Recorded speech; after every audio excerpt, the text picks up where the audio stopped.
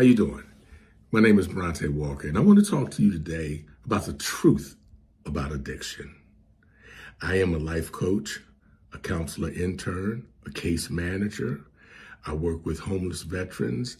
I work with addicts that are in treatment. I work with other addicts and alcoholics that are in recovery. And I too am in recovery. And I want to tell you the truth that is rooted in obsession and compulsion. And there's a whole lot of things that you can be addicted to other than drugs and alcohol. There's people addicted to bad relationships. There's people addicted to food, addicted to sex, addicted to porn, addicted to gambling, addicted to making money. It's a lot of things to be addicted to. 4 of the most addictive substances are perfectly legal: nicotine, caffeine, alcohol, and sugar. Sugar is 10 times more addictive than cocaine. How about that? And you can withdraw from sugar, and you can withdraw from caffeine, and you can withdraw from nicotine. How about that? There are people addicted to Starbucks, but do you stigmatize them? There are people addicted to shopping, but do you stigmatize them? Just something to think about. Addiction is rooted in obsession and compulsion. So what does that mean? Well, I'm going to help you. Let me tell you a story. One of my favorite stories, a childhood story that may help you get a better idea of how addiction can impact you. I am going to tell you the story of King Midas. You may have heard it as a child. If you haven't heard it, Google it and look it up. King Midas, and the theme of the story is everything he touched turned to gold. Stay with me. So King Midas, now I'm going to do the hood version. Okay, it's going to be the hood version. Don't come for me, but I want to get you through this. And I want to tell you that there is a way out of addiction. And you're going to see this in this story. So King Midas, he is a king. He has an amazing kingdom. He has everything that you could possibly desire. But he loves gold. He had the gold in the bed with him. Sound a little weird, don't it? He just loves to count the gold and look at the gold and be around the gold. He is completely obsessed with gold. And that is the first of what is rooted in addiction, in the tapestry, the obsession. When you're obsessed with something, and you could be obsessed with a person, you can be obsessed with a place, you can be obsessed with a thing, you can be obsessed with an ideology, you can be obsessed. Now, there are some good obsessions too. You can be obsessed with eating healthy and taking care of yourself, but this obsession is not a healthy one. Now, remember, he's a king now. He's a king, and he's so obsessed with it. So one day, a gentleman comes to visit King Midas's kingdom, and he shows him incredible hospitality. He is kind to him. He is nice to him. You know, there's a difference between kind and nice. See, when I'm nice, I want something in return, but when I'm kind, I'm just doing it from the heart. I'm learning to be kind. So he shows this kindness and this hospitality.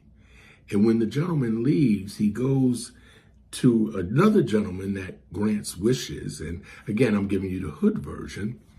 And he says, King Midas was that dude, man. He was cool. He hooked the brother up. So when the gentleman went to King Midas, the one that grants wishes, he said, I thank you for being so kind to my friend. And what I'm going to do for you is I'm going to grant you one wish, anything you want. And without thought, the second strand, the second point of addiction, the compulsion kicked in. And without even considering anything else, he said, I want everything I touch to turn to gold. And now he's in obsession and compulsion. And the guy said, are you sure that's what you want? Are you sure you want everything you touch to turn to crack? I mean gold? He said, yes, I want everything I touch to turn to gold. I said, okay. You know, there's a saying, be careful what you ask for. So now King Midas goes to sleep. He's like a kid waiting on Christmas or a kid waiting on his birthday. And he is just anticipating what is going to happen when he wakes up in the morning. And he gets up and he touches the table. And the table turns to gold. Oh, shucks now. He is cooking with hot fish grease on Friday. He said, oh, shucks now. And he touched something else and it turned to gold. And he touched the lamp and it turned to gold. He's in full-blown addiction because he's just going around touching stuff because it's turning to gold. He went from obsession to compulsion to addiction. So now he goes down to where they serve breakfast and he goes to smell a rose and the rose turns to gold. And immediately he said to himself, I'm going to have to get someone else to hold the rose. He justified the behavior. He went from obsession to compulsion to addiction to justification. And then he went and he ate a grape. And when he ate the grape, or when he tried to eat the grape turned to gold. And it was at that point that he realized that maybe, just maybe, I've gone a little too far. You know, one of the beauties about coaching, one of the beauties about what I do is I help people that have got to a place where they realize they've gone too far and that they're ready to come back. See, coaching is a wonderful exercise, but without the execution of the person that you're coaching, watch the rest of the story. Stay tuned. So King Midas has someone that he loves. He is really struggling now because he realizes he may have gone too far. See, when you're caught up in obsession and compulsion, you don't think things all the way through. You make some decisions without thinking about the outcome or the consequences. You don't ask yourself, hey, what if this doesn't work out? Or, hey, what am I actually supposed to do? I remember I told this story one time and the guy said it in group. He said, well, what happened when he went to the, I said, I don't know what happened when he went to the bathroom. I don't know if it turned, I'm going to leave that one alone. Okay, let's get back to it. He has one person that he loves. And it was his daughter. And now he's starting to feel a little dejected. He's starting to feel that maybe this was a really selfish decision. Because the core of addiction, no matter what it is selfishness. And he needed a hug. So he goes and he hugs his daughter. And his daughter turns to gold. And see, that's such a metaphor because addiction can take beautiful relationships and put it in front of you, but you can't do anything with it. It's the same for the father that's out and he's an alcoholic, or the mother that's popping pills, or the person that's going to work all the time and they give a lot of great presents, but there's never their presence. And that relationship is frozen by the behavior and the addiction and the activity. And here King Midas sees the one person you know he truly loves, and he can't have a relationship with her because his addiction got in the way. That's what addiction does. It gets in the way. So now he went from obsession to compulsion to justification. Nope, back up. Yo, I was right. No, back up. See, he went from obsession to compulsion to addiction to justification to desperation. He's desperate now. What am I going to do? I can't believe how I got here. That was one of the things I asked myself. How did I get here? What was I thinking? He doesn't know what to do, but he knows he doesn't want this anymore. He had a place of realization. He had acceptance that I could no longer go on this way. He said, I don't want this anymore. So he went back to the person that gave him the gift in the first place. And he said, hey, I don't want this anymore. This is where coaching is so vital. Because when he went back and said, I don't want this anymore, he is setting the stage for healing, setting the stage for change, setting the stage to do something different. Because he said, I don't want this anymore. Have you ever got to the place in your life, whether it was a relationship, a job, a situation, and you just said, you know what? I can go no further than this. You was like Popeye. I had all I could stand. I can't stand no more. He said, I don't want this. And this is where this gentleman began to coach him. He said, well, this is what you're going to do. This is what you need to do. I'm going to give you the play, but it's up to you to execute. He said, I need you to go down to that river. And I need you to wash your hands 7 times. Now, you know 7 is the spiritual number for completion. He said, I need you to go down and wash your hands 7 times. Not 6, not 5, not 9, just 7. I need for you to specifically follow the direction and the instruction.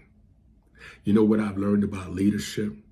The greatest leaders knew when to follow and knew how to follow.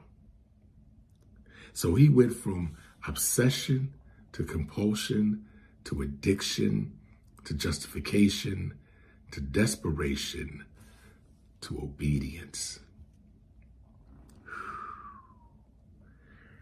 So he washes his hands 7 times. And now it's time for him to go back home. See, this is the thread in the tapestry of addiction, no matter what it is. No matter if it's gold in King Midas's case, if it's shopping, if it's sneakers, if it's shoes, if it's food, if it's drugs, if it's alcohol, if it's sex, if it's porn. The truth about addiction is it's rooted in obsession and compulsion. And there has to be a change in behavior. And what I coach and what I teach is let's change the thinking and change the action so that the reaction changes and the consequences shift in our favor. So now King Midas has to walk home. Can you imagine what that walk was like? Because he doesn't know. He hasn't seen the outcome. He doesn't know if life is going to get better.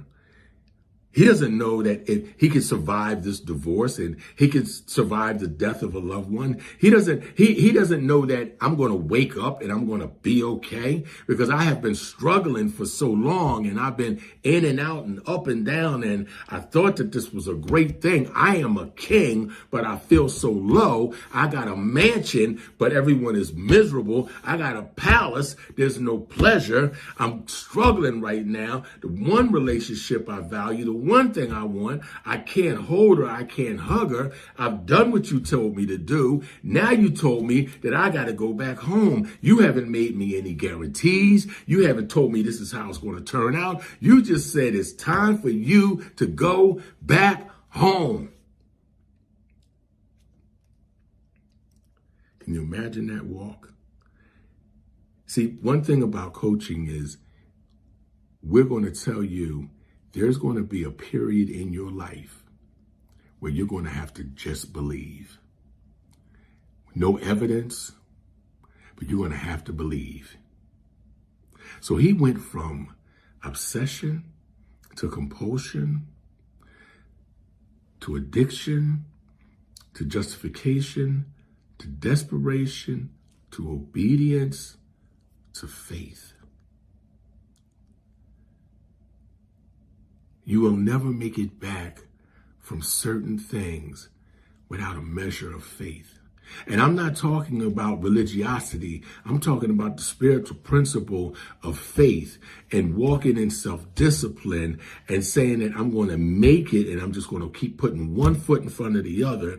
I tell people and I coach people, whatever your dream, whatever your vision is, just get started. You will never have all the ducks in a row. You will never have all of the I's dotted. You will never have all of the T's crossed. Just get started. And when you get started, something magical happens. When you're walking in your purpose, when you're going in the right direction, when you're headed to your destiny, when you put your desire and match it with determination and match it with discipline, and you have that drive, you get to your destiny. Just keep going. Believe the outcome will be in your favor before you have any evidence that it is going to be in your favor. And King Midas is walking home. Can you imagine how long that walk is? He don't know what's going to happen. But he walks home in faith. And when he gets back to the palace, and he opens that palace door, his daughter comes running unto him and hugs him. He went from obsession to compulsion to addiction to justification to desperation to obedience to faith to restoration. And 8 is the number of new beginnings. I coach people to a new beginning. No matter what it looks like, your past doesn't define your future. Will you have to work through some things? Absolutely. Will you have to work through some wreckage? Absolutely. But you can make it. We've had addiction since the beginning of time. We've had several presidents that were raging alcoholics. It's funny, you can run the country, but you better not drive. Another time. We've had all kinds of addiction. The truth about addiction is many people are functioning right now in some form of addiction. But there's a way out. I am dedicated to coaching people out, mentoring people out, helping people get out. At the end of this video, I will provide my information, my phone number, my email address, and I would be more than happy to have a free conversation with you. Just talk. Let's just talk. It doesn't have to be drugs and alcohol. It could be anything else that is making your life unmanageable, that is obsession and compulsion. We could turn it around. We can work together. Doesn't matter whether it's local or long distance, because you know what we have? We have the virtual space. One of the greatest gifts to what we do is we can meet in the virtual space and we can talk about what's going on. Because the truth about recovery, the best form of therapy is a healthy conversation. And it's a hard thing for a lot of people to do, especially men, because we're trained not to talk about our feelings. We're trained not to be emotional. We're trained not to hurt and not to express hurt. Well, I tell you from my own personal experience, I began to change when I began to talk about the hurt. When I began to talk about the hurt, it seemed like it just began to automatically decompress. And when I dug a little deeper, I got a little free. And when I dug a little more deep, I got even more free. And the next thing I know, I'm feeling better. And one of the beauties about recovery is not that every day is peaches and cream and strawberry and cream and lavender fields of jasmine. No, not every day is that. You know that life is working. You know recovery is working when all hell is breaking loose and you're not causing any more harm. You're able to walk in it. I could tell another story. I could tell you all kinds of things. But let me tell you this. It was looking real bad for me. I didn't know any way out. And someone said, try this. This will help you get out, because it helped me get out. And I said to myself, why not have a little faith in something positive? Because when they said go that way and go this way, and when Whiskey Willie said go over there, and Dave the Dope Fiend said go over there, and they said around the block, around the corner, under the thing, by the bridge, that's where they got the best. When they said that, I did that, and I did it in pure faith, and I walked over there in confidence that it was all going to work out. Why not have a little confidence in the people that have worked their way out? Trust the process. That's what I try to do. I try to help people. I am dedicated. It is my passion. It is my purpose. I want to help you learn how to, you talk about pain management. I want to help you deal with the guilt and shame that comes along with poor choices and consequences. I work with people that they seem to be addicted to bad relationships. And they had to look within themselves. Coaching is a great tool for helping you heal. And I just want to say, I am available to you. Pain can be temporary, but if you quit, it'll last forever. And pain shared is pain lessened. I hope that you've enjoyed this presentation. I will be providing the information and the email address and the way to contact me. Feel free to contact me. Like I said, the first time we talk, it's just going to be a conversation. I appreciate you. Walk in peace, walk in power, walk in purpose. Go to your destiny. Despite what tries to derail you, distract you, detour you, you keep on going. You walk in your purpose. Let me help you walk in your purpose. You have an absolutely wonderful, fabulous day on purpose.